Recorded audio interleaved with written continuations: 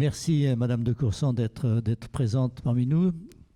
Indépendamment de l'Europe, Madame de Courson est aussi quelqu'un qui est très attaché à la résurgence et au rôle de la ruralité.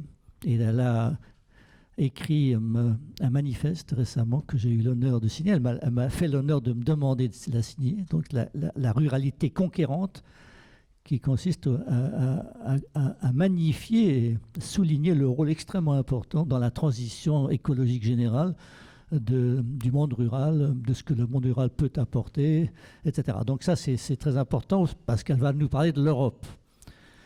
Et si je peux juste lui couper l'herbe sous le pied en disant, il y a un bouquin très bien que je vous conseille, de M. Jean-Paul Poncelet, qui est un ministre belge, qui a écrit un livre qui s'appelle «L'Europe à tout vent» et qui explique que l'Europe, finalement, elle s'est fondée d'abord sur l'énergie, la communauté du charbon et de l'acier, immédiatement après sur l'Euratom, parce qu'à l'époque, on venait de découvrir l'atome et on fondait d'énormes espérances. Souvenez-vous, pour ceux qui étaient à l'époque vivants, l'atomium à Bruxelles pour l'exposition universelle.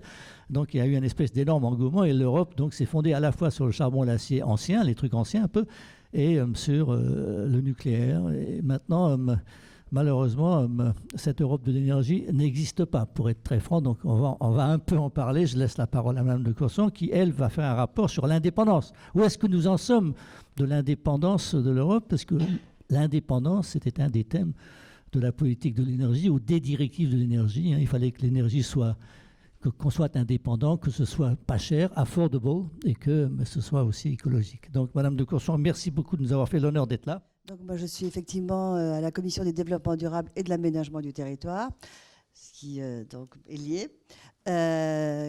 Donc, à la Commission des affaires européennes, je suis aussi au Parlement franco-allemand et au Conseil de l'Europe, qui est le Conseil de l'Europe, vous savez, qui est un traité qui a été signé après la guerre et qui réunit 47 pays qui ne parlent que de droits humains, démocratie et état de droit. Donc tout ça, finalement, ça fait voilà, un bon mélange où on est souvent... j'ai passé 20 ans en Espagne, donc c'est pour ça, sous Franco.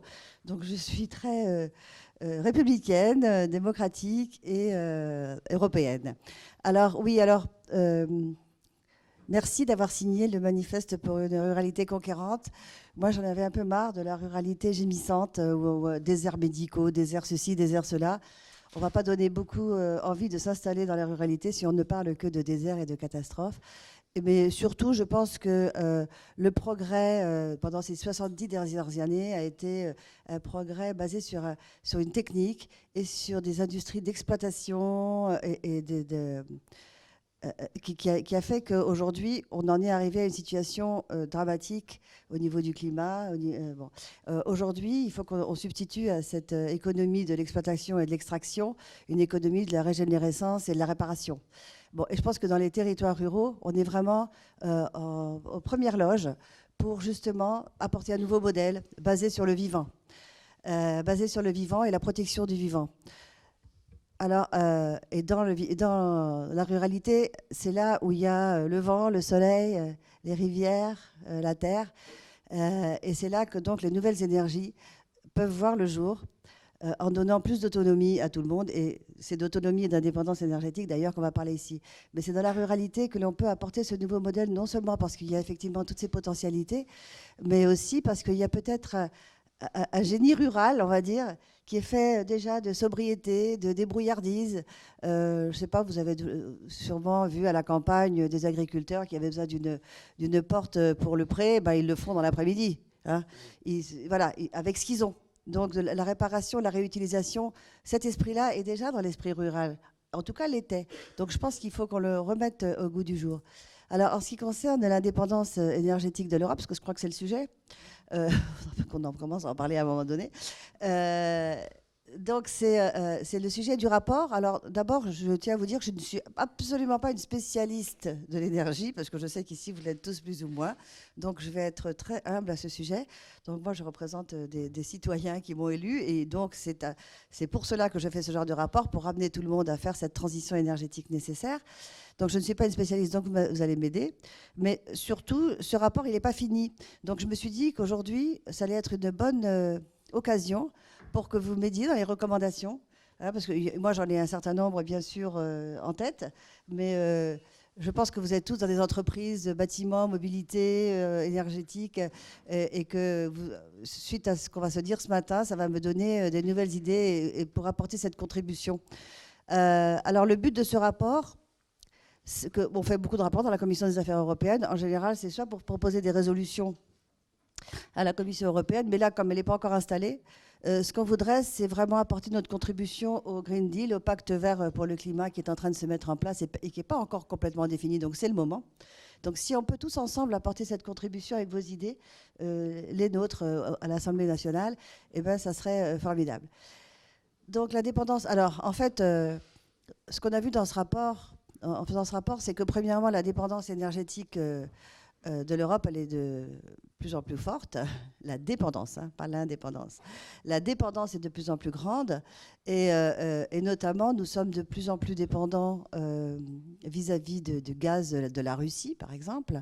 Et en fait, nous consommons, parce que nous consommons de plus en plus, pas forcément nous dans la partie occidentale, mais c'est dans la partie orientale de l'Europe où effectivement, il y a de plus en plus de consommation parce qu'il y a de plus en plus de progrès aussi. Donc ça, c'est forcément concomitant. Donc cette dépendance, elle est vis-à-vis du gaz. Et cette dépendance, elle va être aujourd'hui un peu contrecarrée par une nouvelle dépendance qu'on peut avoir. En fait, il faut distinguer dépendance et souveraineté. On est obligé d'être dépendant à l'énergie, nous, puisqu'on n'en a pas, notamment en ce qui concerne les énergies fossiles, qu'on utilise encore beaucoup, malheureusement. Mais bon, il faut être réaliste. On utilise encore beaucoup d'énergie fossile. On est obligé d'être dépendant.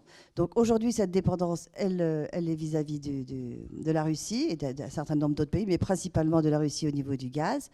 Mais ce gaz, aujourd'hui, il va être concurrencé par le gaz de schiste américain, qui va être finalement... Le gaz de schiste américain, ça va représenter la production de la Russie plus l'Irak, je crois, enfin, ou un pays, voilà. En fait, ça va être plus que tout le gaz confondu aujourd'hui. Le gaz de schiste va dépasser toutes les productions actuelles. Donc, c'est à nouveau une nouvelle possibilité. Alors, en fait, la question qui a été posée par ce rapport, c'est la multidépendance. Finalement, multidépendance égale moins de dépendance. Mais aujourd'hui, l'enjeu, c'est effectivement, est-ce qu'on préfère dépendre des Russes pour le gaz, avec qui on a des bons rapports, parce qu'ils ont autant besoin de nous qu'on a besoin d'eux. Bon, pour les Ukrainiens, c'est un peu compliqué, mais que des États-Unis, où finalement, on dépendra d'eux pour le gaz, d'eux pour le dollar, d'eux pour beaucoup de choses. Hein. Donc... voilà, donc c'est des questions qui se posent. Bon, maintenant, je pense que la transition énergétique, c'est vraiment une chance pour nous de diminuer nos dépendances. Parce que la transition énergétique, c'est arrêter les énergies fossiles, c'est arrêter donc c'est la neutralité carbone en 2050. Donc ça, pour nous, ça nous oblige à nous tourner fermement et de façon très volontariste vers les énergies renouvelables, dont j'ai parlé tout à l'heure, c'est-à-dire les énergies renouvelables que sont l'éolien, l'hydroélectricité, la méthanisation, la biomasse, etc. Et aussi de conserver donc notre énergie nucléaire tout en faisant une transition, en rétablissant un équilibre entre les énergies renouvelables et l'énergie nucléaire, parce que nous sommes aussi quand même dépendants de l'uranium à l'extérieur. Hein, donc c'est quand même une dépendance aussi. On ne le dit pas trop ça, mais il y a quand même une dépendance. Mais bon, aujourd'hui, tout le monde dit, oui, finalement, avec l'énergie nucléaire, on a une énergie à bas prix, ce qui va être faux bientôt, parce que c'était une énergie le prix de l'énergie ne prenait pas en compte les nouveaux investissements qu'il va falloir faire, ainsi que les nouveaux investissements pour les déchets. Donc je pense qu'on va arriver à augmenter notre prix de l'énergie de façon tout à fait normale. Maintenant, on a la chance en France d'avoir, notamment pour la décarbonation des énergies, cette énergie nucléaire. Donc il va falloir qu'on fasse un équilibre, mais la transition vers les énergies renouvelables est une chance pour moins dépendre donc d'autres pays. Alors, il y a aujourd'hui quelque chose de très intéressant que l'on a vu dans ce rapport, parce qu'on a fait des rencontres intéressantes. Et moi, je pense que c'est peut-être une des conclusions que je vais avoir, c'est qu'il y a eu la fée électricité, Hein, il y a même une belle peinture au Musée d'Art moderne, je ne sais pas si vous la connaissez. Elle a fait l'électricité et il y avait dans l'imaginaire des Français et de tout le monde, finalement, l'idée que l'électricité, c'est magique. Un enfant de 2 ans peut allumer un bouton et tout s'éclaire. Paris entier peut s'éclairer avec la pulsion d'un enfant de 2 ans. C'est incroyable. Et donc, cette magie, je pense qu'aujourd'hui, il faut qu'on change complètement l'imaginaire de nos concitoyens vis-à-vis de l'électricité. L'électricité, c'est pas magique du tout. L'électricité, c'est un énorme travail. C'est des interconnexions européennes. En fait, c'est un énorme monde qui est très complexe, très compliqué, qui coûte très cher. Et il faut qu'on arrive à que chaque électron soit quelque chose de précieux pour chaque Français. Et pour changer, je pense, ce comportement vis-à-vis de l'énergie, et changer cet imaginaire de l'énergie et en faire une des choses les plus précieuses, parce que moi, je ne suis pas pour la décroissance et dire on va consommer de moins en moins, mais je pense qu'il faut qu'on consomme de plus en plus consciemment, de façon de plus en plus consciente, et de se dire, si je fais ça, ça a telle et telle conséquence. Hier, petite aparté, hier, on a rencontré à l'Assemblée nationale les personnes qui sont en ce moment à la Convention citoyenne pour le climat. On en a rencontré, je ne sais pas, ils étaient 7-8. C'était très intéressant parce que ce sont des citoyens lambda qui ont été tirés au sort et qui disent on a eu la chance d'être tirés au sort. Et c'était extraordinaire de voir comment ces gens se sont plongés finalement dans le développement durable, dans l'écologie, dans la transition écologique, parce qu'ils ont été amenés à faire des auditions, parce qu'ils ont été amenés à en discuter entre les 150 qu'ils sont sur ces sujets-là. Donc ils sont sur des sujets, se loger, se déplacer, etc. Mais alors ils disaient, bon, ben, quand on arrêtera ça, on passera à autre chose. Mais non, je pense que maintenant ils sont tombés dans le bain, on n'en sort plus jamais. Quand on est devenu conscient de la finalité de nos ressources, on ne peut plus revenir en arrière. On ne peut plus jeter un mégot comme ça dans la rue sans se dire qu'est-ce que je suis en train de faire. Donc, vis-à-vis de l'énergie, je pense que c'est pareil. Il faut que nos concitoyens ils soient conscients que l'énergie, c'est précieux. Et dans ce cadre-là, il y a aujourd'hui un grand mouvement qui sont les coopératives d'énergie, coopératives citoyennes de l'énergie. Je sais pas, j'imagine que vous connaissez peut-être le système. Et qui fait que ce sont des gens qui se mettent ensemble pour faire des installations ensemble, pour investir ensemble et pour justement accompagner cette nouvelle façon de consommer, cette nouvelle façon d'avoir de l'énergie par un aspect beaucoup plus conscient, avec de la formation. Et cette énergie, par exemple, qui en France coûte un peu plus cher parce que ces coopératives, elles augmentent un peu le prix, elle est complètement rééquilibrée par l'efficacité énergétique qui est mise donc en chantier aussi dans ces coopératives. Bon, et l'efficacité énergétique, ça fait, à mon avis, c'est complètement lié maintenant. Je pense qu'on ne peut plus parler d'indépendance énergétique sans parler d'efficacité de ce que l'on ne consomme pas et de surtout ce que l'on ne consomme pas. Et je pense que pour les gens du bâtiment, c'est quand même une chose très intéressante, l'efficacité énergétique. Donc voilà, donc je pense qu'aujourd'hui, l'indépendance énergétique, c'est surtout une prise de conscience globale et générale qu'il faut qu'on fasse attention à comment on consomme, à ce que l'on consomme comme énergie, à comment on l'économise, et que les citoyens doivent se réapproprier complètement ce sujet et que ça doit arrêter d'être du haut vers le bas et qu'on ne comprenne rien de comment ça se passe. Au contraire, qu'on comprenne extrêmement bien comment ça se passe, que l'on peut faire quelque chose, qu'avec des communautés, on peut reprendre main sur notre destin. Et on dit que l'indépendance énergétique, ce n'est pas la même chose que la souveraineté. Et la souveraineté, c'est la souveraineté des citoyens, ce n'est pas la souveraineté du roi. En France, c'est la souveraineté des citoyens. Donc je pense qu'il y a là des pistes intéressantes pour faire progresser le sujet. Non, moi, ce qui m'intéresse, c'est l'indépendance. Et ça me fait penser au charbon aux États-Unis. Le président Carter, en son temps, avait dit qu'il faut faire du charbon parce que c'est l'indépendance énergétique. On en a marre de dépendre du Moyen-Orient. Et donc, ils sont rués sur le charbon. Et maintenant, bien entendu, on dit arrêtez le charbon, c'est dégueulasse, il faut passer à autre chose. Et donc, c'est le gaz de schiste. En Europe, la Pologne et d'autres nous disent l'indépendance, pour moi, c'est le charbon, excusez-moi. Et je n'ai pas envie de dépendre des Russes. Bon, et en France, par exemple, Madame Isabelle Kocher a été renvoyée à ses études parce qu'elle ne défendait pas assez le gaz. Bon, c'est ce que dit Clamadieu, hein, c'est clair et net, c'est vraiment pour ça. Hein, donc, elle ne défendait pas assez le gaz. Et donc, on est dans une situation un peu paradoxale.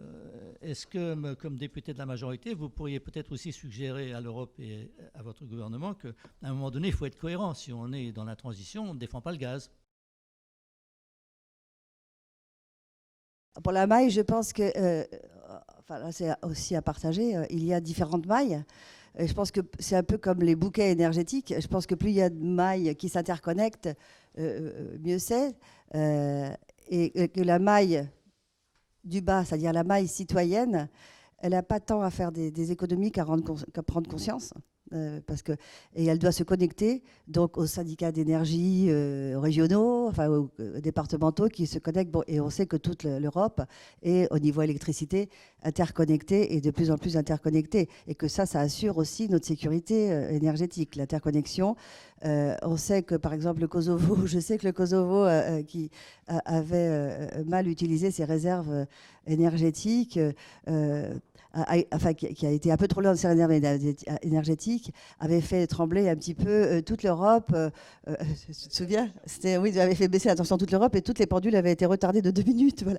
Bon, alors l'interconnexion, c'est bien, mais voilà, il faut être vraiment solidaire, hein, parce que les bêtises des uns peuvent faire tomber tout un réseau. Mais donc, les mailles, moi je pense qu'il y a la maille du bas, elle est très importante pour faire comprendre les grandes mailles et pour que les gens aient justement du poids, comme par exemple pour Engie, ce que tu viens de dire. C'est très important pour qu'ils puissent s'exprimer en fonction de choix qu'ils pensent les dépassent. Je pense que le problème aujourd'hui en France, c'est qu'aussi la maille du bas, elle ne comprend pas du tout les grandes décisions. Elle dit oui, mais moi je suis pas, j'y connais rien, je ne peux pas décider. Alors que si les gens s'intéressent à la question, ils pourront dire comment se fait-il qu'on veuille autant promouvoir le gaz alors qu'on veut faire notre transition énergétique. Et si on est conscient, on peut beaucoup plus intervenir. Pour le but de ce rapport, je l'ai dit au début, c'est-à-dire que nous, et ça rejoint un peu votre question, c'est quel est le rôle de la Commission des affaires européennes et de l'Assemblée nationale avec l'Union européenne. Alors, la Commission des affaires européennes, en fait, elle fait des rapports comme ça, où elle fait des résolutions. Elle est là pour inspirer. Elle est là pour inspirer l'Union européenne, et chaque commission des affaires européennes en Europe fait un peu la même chose. Et c'est pour ça d'ailleurs qu'on a fait aussi ce Parlement franco-allemand pour pouvoir peser plus donc sur ce qui se passe à l'Union européenne.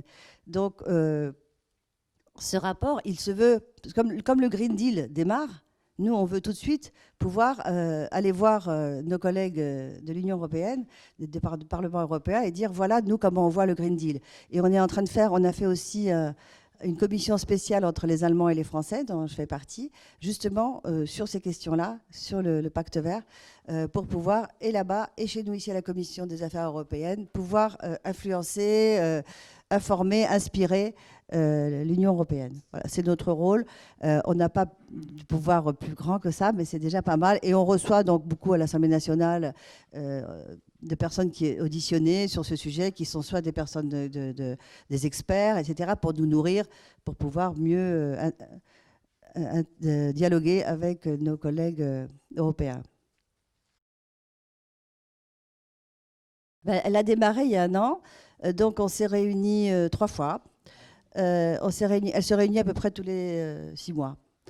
Et là, la dernière fois, justement, ça se passait donc à Strasbourg, c'était la semaine dernière, et c'est là qu'on a voté pour la création de cette commission concernant donc le pacte vert. Il y a une commission spéciale concernant le pacte vert qui va durer 6 mois, et sur lequel donc on va travailler uniquement sur ce pacte vert. C'est avec ce rapport que j'ai appris ces questions-là. Et en fait, Nord Stream 2, donc, il permet d'éviter de passer par l'Ukraine, principalement. Et en fait, on voit très bien que ce gaz, bon, et c'est pour ça que le gaz naturel liquéfié est aussi une alternative à cette dépendance des gazoducs, hein, puisqu'on peut diversifier plus sa dépendance quand on importe du gaz naturel liquéfié. Que les Américains nous proposent d'ailleurs, bon, pas cher. Mais le Nord Stream 2, c'est vraiment, bon, ça passe par la Baltique, pour ceux qui ne savent pas, et que ça part d'un port russe et ça arrive à un port allemand. c'est une façon de diversifier. Maintenant, les problèmes sont toujours un peu géopolitiques dans cette affaire. Donc, à un moment donné, on sait ce qu'il y a aujourd'hui, mais on ne sait pas ce qui se passera demain. Donc, en tout cas, plus on diversifie le bouquet d'énergie, plus on diversifie les sources d'approvisionnement et les façons dont elles arrivent, plus on a de chance, si on arrive à contrôler comment ça se passe. Parce qu'après, quand il y a des problèmes sur les gazoducs, il y a eu des problèmes, il y a eu des coupures. Bon, mais plus on a tendance à pouvoir avoir une indépendance énergétique. Bon, je crois qu'on sait très bien à quoi ça aboutit, c'est-à-dire que la suprématie, ça nous donne encore plus envie d'être indépendants et souverains peut-être. Hein, c'est une alerte. C'est une alerte. Plus on nous dit ça, surtout peut-être les Français, puis on dit non mais voilà. Donc après, tout ça, c'est une affaire de diplomatie, c'est une affaire de stratégie française, européenne, etc., et de relations avec les États-Unis dont on ne peut pas se passer. Mais justement, en ce qui concerne notre entrée dans le gaz naturel liquéfié, il faut faire attention à ça, parce qu'on sait que ça sera une dépendance et un pouvoir que les États-Unis auront sur nous. Donc après, il faut encore une fois peut-être diversifier. Peut-être on peut en acheter, parce qu'en fait, il n'y a pas beaucoup de ports qui regazifient le gaz naturel liquéfié. Il y a Fos, il y en a 2, enfin il y en a 3 en France, il n'y en a pas beaucoup dans l'Est. Donc pour nous, c'est une ressource aussi de pouvoir. Parce que tous nos ports qui regazifient, ils sont en sous-production. Donc voilà, il y a énormément des choses qui interfèrent dans tout ça. Donc c'est pour ça qu'il faut qu'à un moment donné, prendre tous les éléments en compte et avoir quand même comme direction première notre souveraineté. Ça ne veut pas dire qu'on est indépendant. Hein. Indépendance et souveraineté, c'est pas la même chose. On peut être indépendant et pas souverain. Le Brexit, c'est peut-être quelque chose d'indépendance, mais pas de souveraineté. Alors que voilà, donc c'est toujours la combinaison entre tous ces éléments-là qu'il va falloir. Et donc l'Europe va être à la manœuvre là avec le Green Deal énormément sur tous ces sujets-là. Donc levier ou compagnon de route. Bon, l'électricité, c'est pour ça que l'énergie, c'est vital. Hein, on ne va pas faire semblant qu'on ne va pas du tout consommer d'énergie. Et je pense que, par exemple, la voiture, qu'elle soit au pétrole ou à l'électricité, déjà au pétrole, la voiture, et pour la ruralité, et moi qui suis une extrême rurale, ça a été le désenclavement et l'inclusion de beaucoup de monde. C'est-à-dire déjà les petites camionnettes qui passaient pour le pain, pour le boucher, etc. Les gens, ils étaient... Les assignés à résidence que l'on a encore dans la ruralité, ils l'ont été moins à partir du moment où il y avait l'automobile. Et donc l'automobile, ça a été un truc génial pour la ruralité. On s'en rend... Il ne faut pas oublier ça. Donc, il ne faut pas qu'on dise, oui, bon, ben, on va mettre des transports en commun partout. Ce n'est pas vrai. On ne va pas y arriver à mettre des transports en commun dans toutes les montagnes et dans toutes les vallées. Voilà. Il faut se rendre compte que la nature, elle est ce qu'elle est. Qu'on ne va pas pouvoir... Moi, chez moi, il y a 26 habitants au kilomètre carré. On ne va pas mettre des bus qui passent toutes les 10 minutes. Hein. Mais je pense que cette histoire d'énergie, elle est pour nous vitale. Donc, levier ou compagnon de route... alors, je veux dire un peu les deux, ça fait vraiment un peu... Voilà. Mais c'est-à-dire que c'est un peu les deux, c'est-à-dire qu'en même temps, notre besoin d'énergie fait que ça doit être un levier. De toute façon, on ne peut pas s'en passer, moi je ne suis pas pour s'en passer, mais en même temps, il faut qu'on ne soit pas dépendant, par exemple, au pétrole, au point de nous tuer comme on est en train de le faire.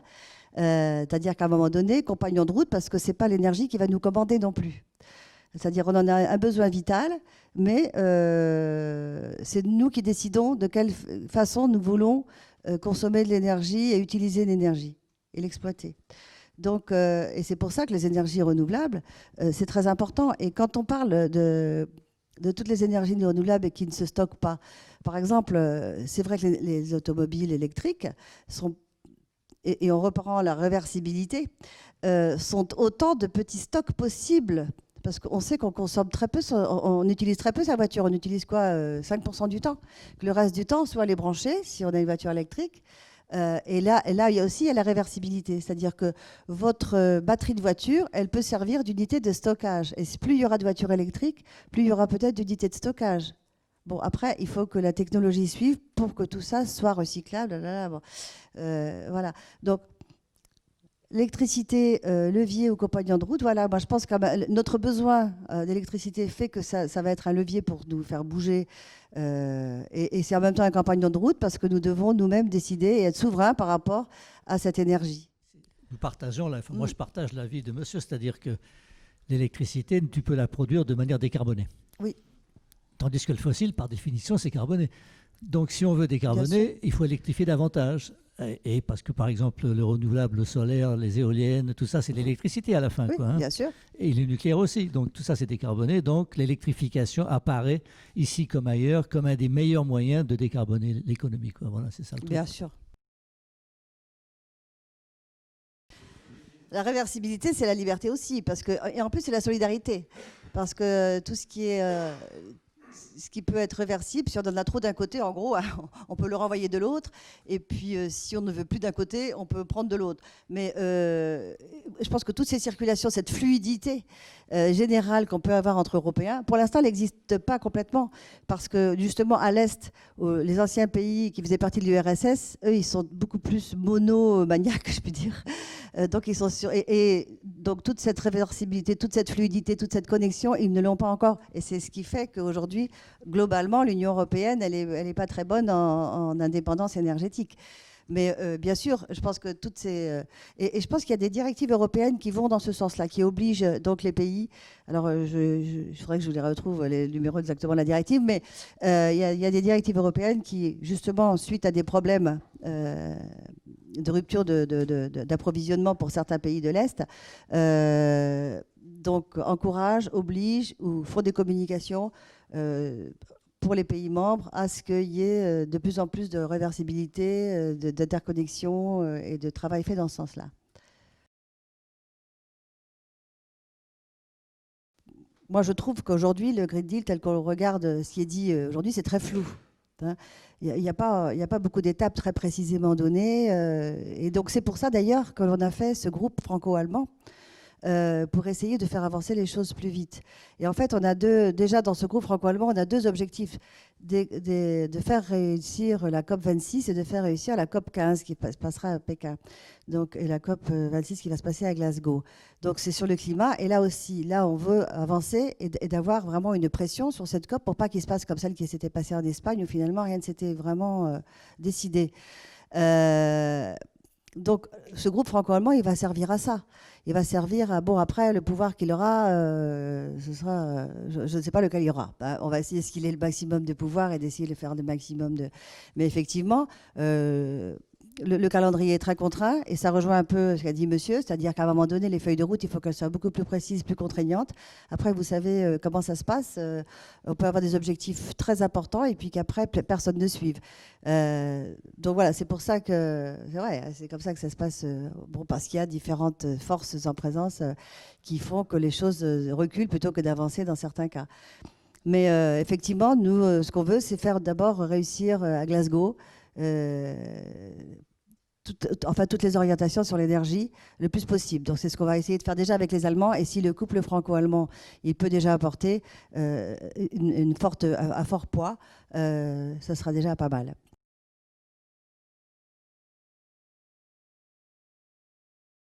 Le problème des Allemands, c'est qu'ils veulent ni du nucléaire ni du charbon, donc ça va être compliqué justement de trouver la troisième voie. Hein, c'est vrai, non, c'est vrai. Donc, ils se mettent la barre très haut. Donc, c'est pour ça mais à la limite, ils ont besoin de nous aussi. Hein. Donc, en fait, c'est toujours cette histoire d'interdépendance. Et c'est pour ça que l'Union européenne doit être très forte. Parce que vous voyez bien qu'on tout seul, on n'y arrive pas. Et je pense que justement, donc, pour arriver à ces objectifs de réduction de ces énergies-là. Et effectivement, ils comptent sur les autres. Donc, mais je pense qu'ils comptent aussi sur... Bon, ils sont beaucoup plus forts en énergie renouvelable que nous. Hein. Au niveau photovoltaïque, ils sont beaucoup plus forts. Au niveau éolien, ils sont beaucoup plus forts. Hydroélectricité, beaucoup moins bon. Ouais. Les Suisses sont bons. Donc voilà. Je pense que la coopération, la collaboration, et justement là aussi dans le pacte pour le climat, il va falloir aussi que ces questions-là se discutent, de comment les uns réduisent...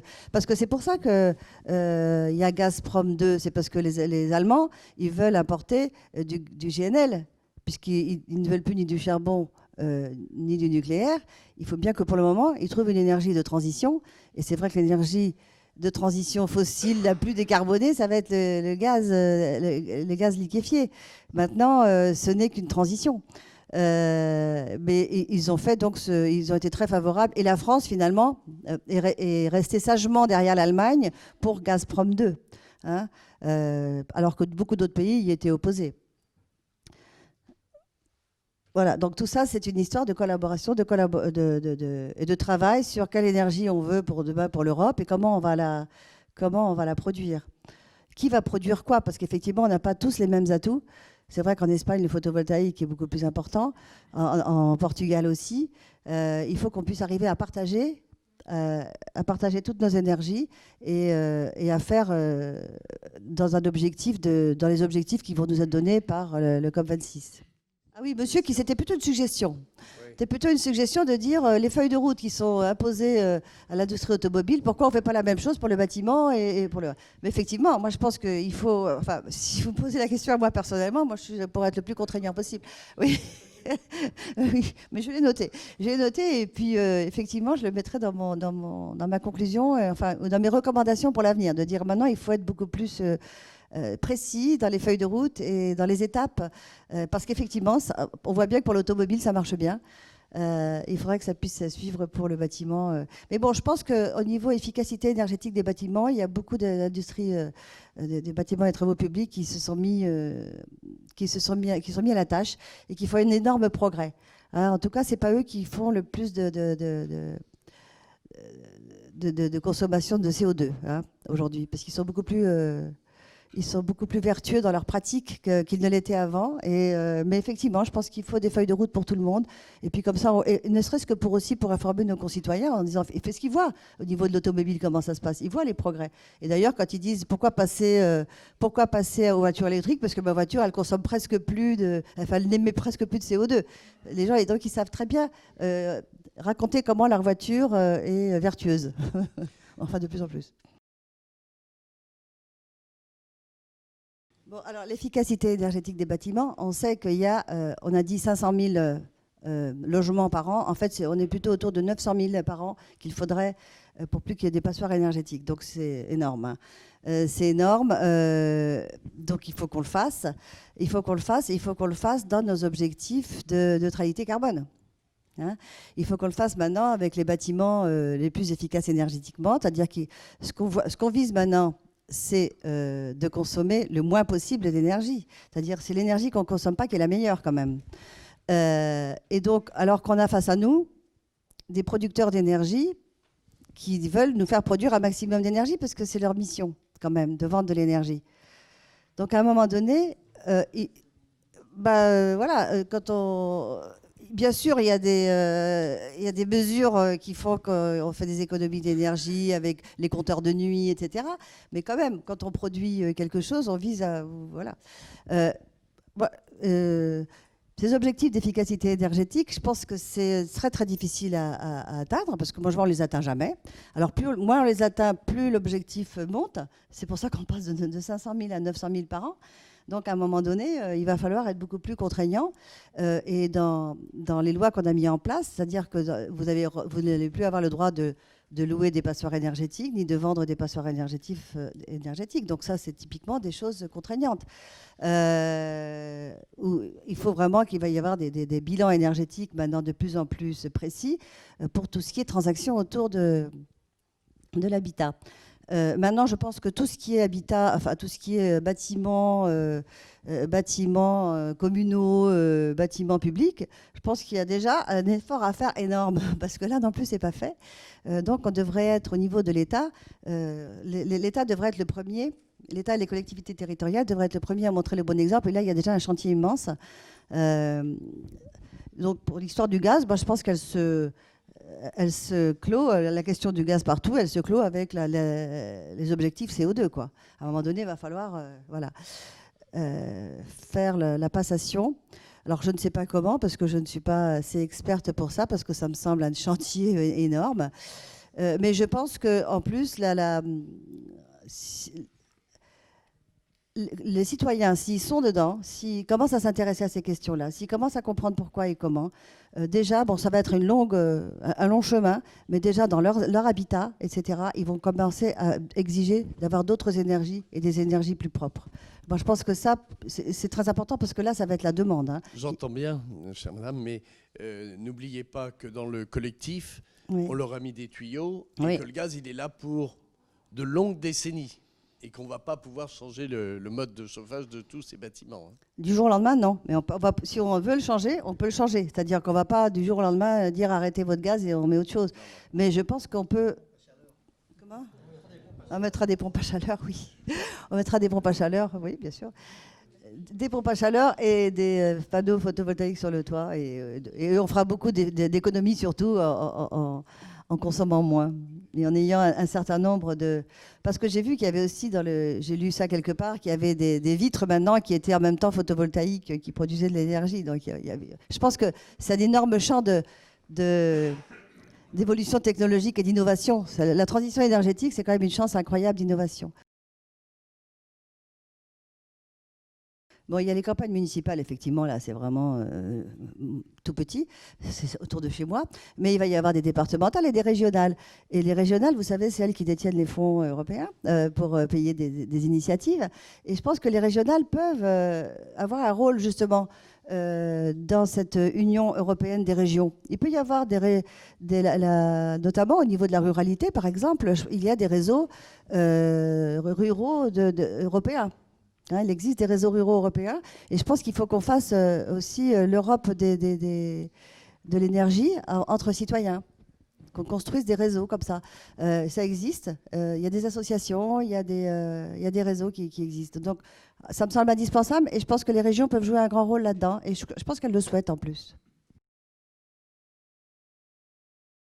En fait, c'est vrai qu'il y a une demande de taxation des trafics aériens qui est sous-taxé par rapport à d'autres moyens de transport.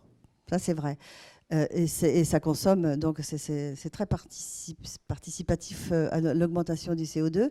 Maintenant, on pourrait très bien inventer des quotas de voyage en avion par habitant ou par personne, et qu'il puisse y avoir un marché de ces échanges. Parce qu'il y a des gens qui ne voyagent jamais en avion et des gens qui voyagent beaucoup en avion. Mais un petit peu comme les certificats d'énergie, ou pas les certificats d'énergie, mais les CO2, les certificats de CO2, les taxes CO2, les taxes carbone, que l'on peut échanger, par exemple, dans la ruralité, on peut échanger entre agriculteurs et entreprises pour faire la compensation de CO2. Ben, on pourrait très bien, entre habitants, ceux qui ne voyagent jamais en avion parce qu'ils ont peur ou pour d'autres raisons, et puis ceux qui prennent l'avion 10 fois par mois. Comment ? Non, pas forcément parce qu'ils parlent les moyens. Hein, parce que vous savez, l'avion, c'est pas cher. Hein, c'est moins cher que le train. Donc, c'est moins cher que le train et ça émet beaucoup plus de CO2. Donc, oui, ils jettent tout. Hein. Vous pouvez aller à Madrid, aller-retour pour 25 €, je peux vous le dire. Bon, il y a une prise de conscience des jeunes. Et moi, je crois beaucoup aux jeunes pour la prise de conscience de tout ça. Greta Thunberg, pour moi, c'est une chance. C'est une chance d'avoir eu une figure comme ça. Et je ne taperai pas sur le messager. Je préfère me concentrer sur le message. Et le message de Greta Thunberg, c'est le message du GIEC. Hein, rien d'autre. C'est alerter sur l'augmentation de température, enfin, l'augmentation des degrés.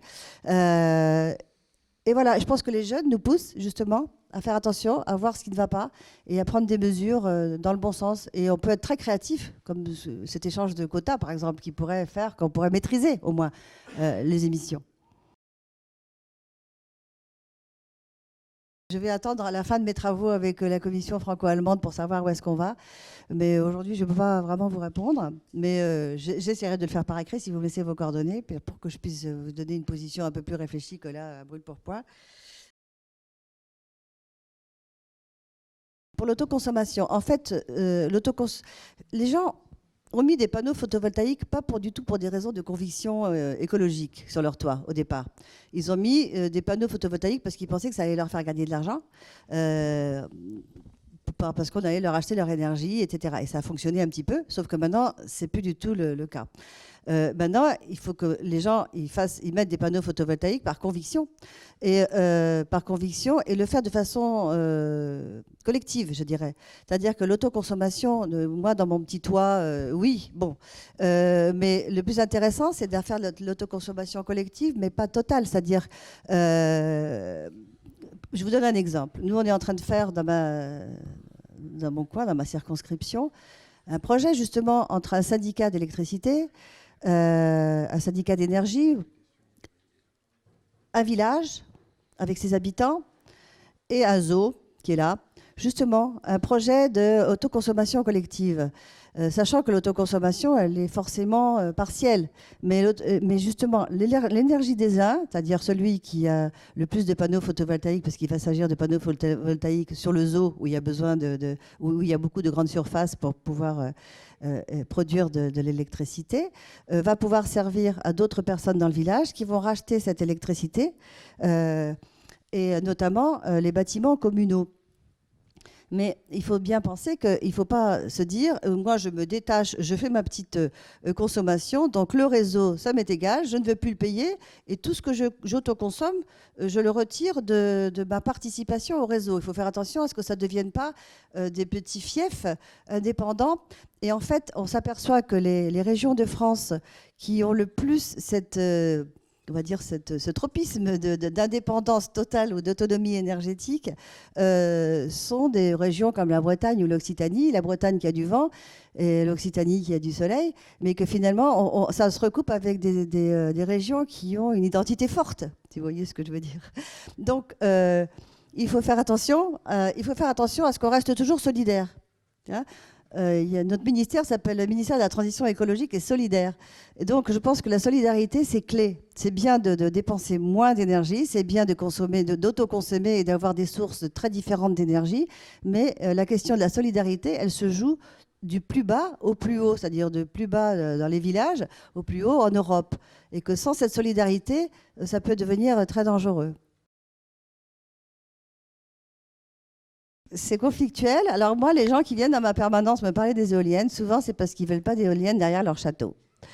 Il y a un lobby château, mais bon, je vous jure, c'est vrai. Hein, et je le comprends parfois. Je le comprends parfois parce que, bon, ils ont fait un beau château, une belle maison, voilà, etc. Puis derrière, vous avez Moi, je trouve ça joli, les éoliennes. Hein, personnellement, je trouve ça assez gracieux. Mais, et puis souvent, les éoliennes... en fait, ça suscite des jalousies. Bon, moi, j'ai des gens qui sont carrément complotistes, hein, qui viennent me voir avec le bouquin, je ne sais plus comment il s'appelle ce monsieur, il a écrit un bouquin sur les éoliennes où il n'y a aucune référence. Enfin, c'est complètement délirant. Gouffier,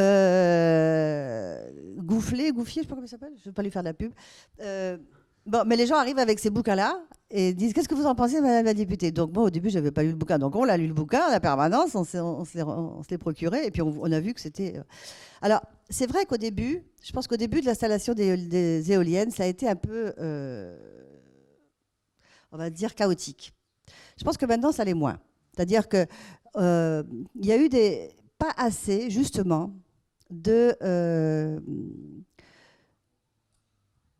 comment on dit, de participation des citoyens. C'est-à-dire que l'acceptabilité, elle est devenue très mauvaise parce qu'on avait l'impression que c'était des boîtes étrangères qui venaient faire ça, qui plantaient leurs éoliennes et qui, au bout de 10 ans, les vendaient à des fonds de pension et que, hop, tout ça, ça n'avait rien à voir avec le territoire. Ce n'était pas assez territorialisé. Aujourd'hui, les syndicats d'énergie prennent la chose en main. Les syndicats d'énergie, dans tous les territoires, prennent les choses en main et prennent la position d'interface entre les compagnies d'éoliennes, les entreprises, et les territoires, en disant, nous, on va être le garant de confiance. Moi, je pense que ce garant de confiance, c'est tout à fait nécessaire parce que les syndicats d'énergie qui sont sur les territoires, eux, ils sont là. Donc, les citoyens savent très bien à qui s'adresser si ça ne va pas. Hein. Alors que c'est toutes les autres entreprises d'énergie, on ne sait pas qui c'est, elles disparaissent parfois. Tout à coup, on s'aperçoit qu'il y a 10 salariés là-dedans parce que c'est toute la sous-traitance. Voilà. Donc tout ça, ça a commencé un peu comme ça. Mais maintenant, je pense qu'il commence à y avoir beaucoup plus d'ordre qui est en train d'être fait là-dedans. Donc il y a des études, bien sûr, très complètes qui sont faites en amont. La prise en compte des citoyens est beaucoup plus faite. Et maintenant, il y a même, les gens participent financièrement au projet éolien. C'est-à-dire qu'ils sont dans le capital de départ. Donc, si ça peut leur rapporter aussi de l'argent. Où il peut y avoir des systèmes. Et puis, il y a des communautés citoyennes de l'énergie qui font leur propre parc éolien et qui en sont donc très fiers. Je pense que l'acceptabilité, elle est fonction de votre implication dans le projet. Moins vous êtes impliqué, plus vous avez tendance à dire « not in my backyard ». Plus vous êtes impliqué, plus c'est vos éoliennes, et c'est votre énergie. Et ce n'est pas du tout la même appréhension, que ce soit pour des projets éoliens, photovoltaïques ou de méthanisation. Parce que la méthanisation, ça va être la même chose. Parce que pour l'instant, il n'y a pas beaucoup de méthaniseurs, vraiment encore gros méthaniseurs qui se voient, mais ça va être de plus en plus. Et c'est très bien. Mais là aussi, nous, on a mis en garde le gouvernement en disant attention, il faut vraiment faire de l'acceptabilité le sujet clé et d'impliquer tout le monde. C'est-à-dire que il ne faut pas mettre des verrues comme ça sur les territoires, complètement indépendantes de tout. Il faut que les gens soient complètement impliqués, que ce soit leurs méthaniseurs, que ce soit leurs éoliennes, que ce soit leur photovoltaïque. Et je pense qu'avec ça, ça se passe beaucoup mieux. Mais on n'est pas obligé de mettre des éoliennes partout. Hein. On peut aussi être... voilà. On nous dit que l'énergie, elle va être de plus en plus smart. Oui. Et donc, on va se fonder sur des banques de données avec les caractéristiques quasiment personnelles de chaque consommateur, de ses appareils ménagers, avec l'Internet, un compteur Linky, l'Internet des objets, etc.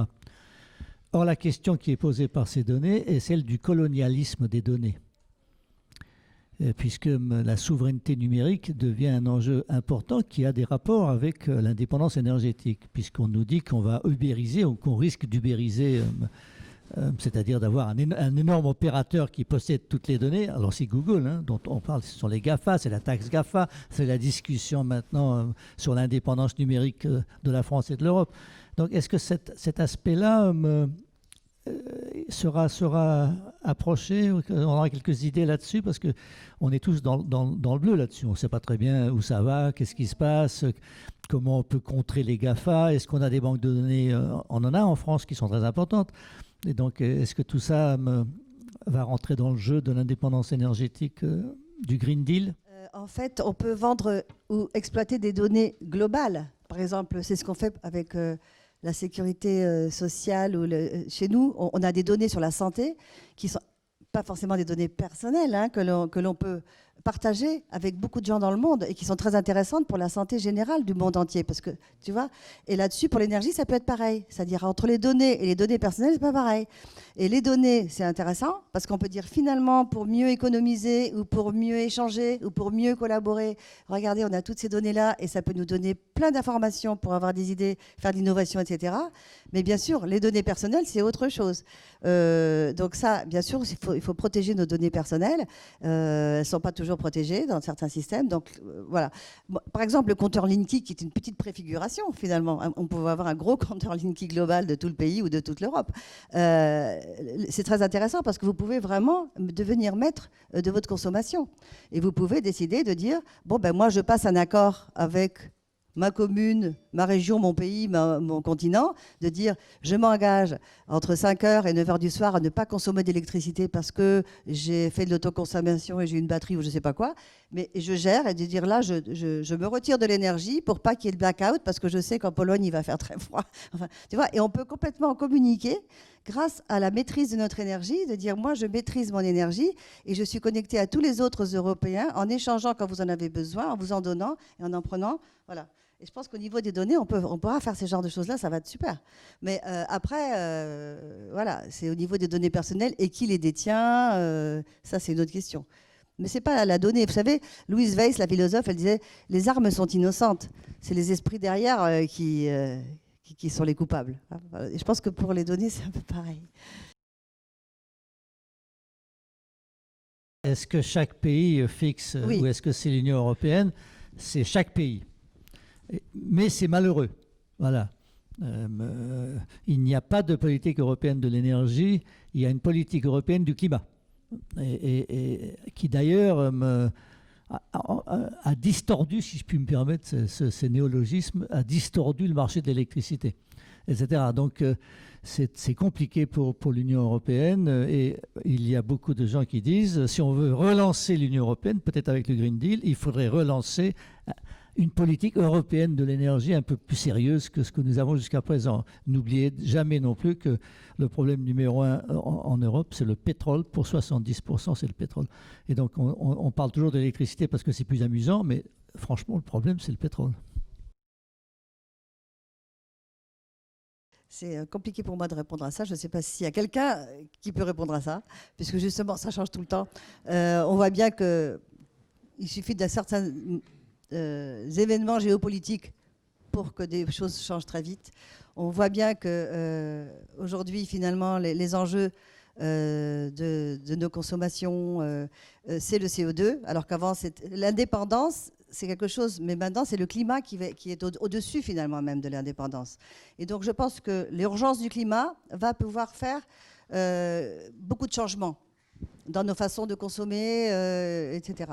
Et je pense que là, il y a vraiment des pactes à établir entre les entreprises, entre les citoyens, entre les États. Et donc, moi, je ne sais pas du tout ce qu'on va consommer d'ici 2050. Et j'espère le moins possible, en tout cas, le moins destructeur possible de notre environnement. Vous voyez, et je pense que ça, aujourd'hui, c'est quelque chose qui commence à être ancré dans les esprits. C'est-à-dire l'urgence climatique.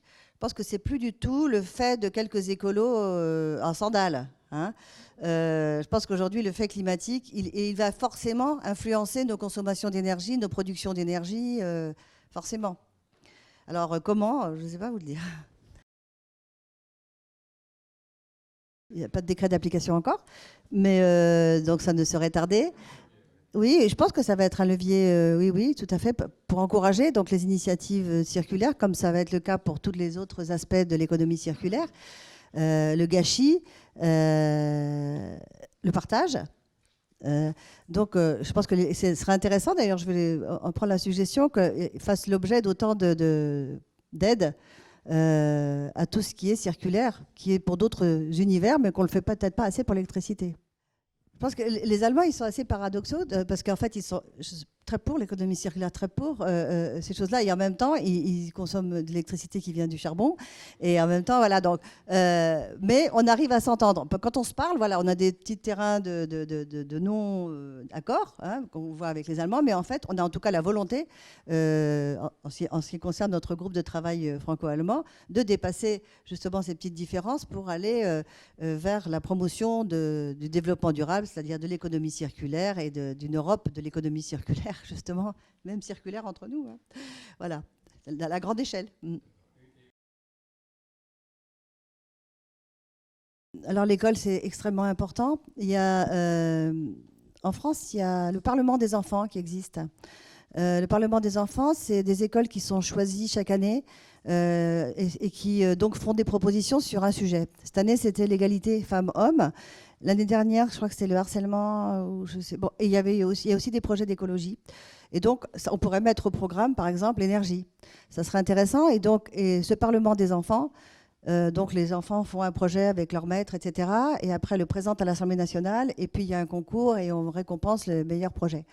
Mais on pourrait très bien organiser ça, justement, franco-allemand déjà, et pourquoi pas au niveau européen, parce que ça permet effectivement de faire des débats. Et lorsque j'étais, donc on a été à Strasbourg l'année dernière pour créer notre groupe de travail sur le Green Deal et pour faire notre réunion de franco-allemand, on a rencontré des élèves de classe qui s'appellent BIBAC, je crois, franco-allemand, justement. Et on a rencontré des étudiants de première année de fac, etc., première, deuxième. Et ils étaient une cinquantaine. Et il y avait donc un groupe aussi, il y avait des tables rondes, il y avait une table ronde sur l'énergie, sur le climat. Donc c'est ce genre je pense que ce genre de partage est très intéressant parce qu'après, on a noué plein de contacts avec tous les étudiants qui étaient là. Et moi, il y en a plusieurs qui m'ont interpellé, qui m'ont donné leurs coordonnées pour qu'on puisse continuer à faire ça en France et parler de ces sujets-là et d'élaborer des projets dans leur fac ou dans leur école. Donc là, c'est très important parce qu'on sait très bien que la mobilisation des jeunes, ça fait bouger tout le monde. Parce que tout à coup, on se dit, oh et donc, c'est vraiment des choses à développer de plus jeune âge. Et c'est ce qu'on fait et c'est ce qu'il faudrait continuer à faire, mais de façon européenne.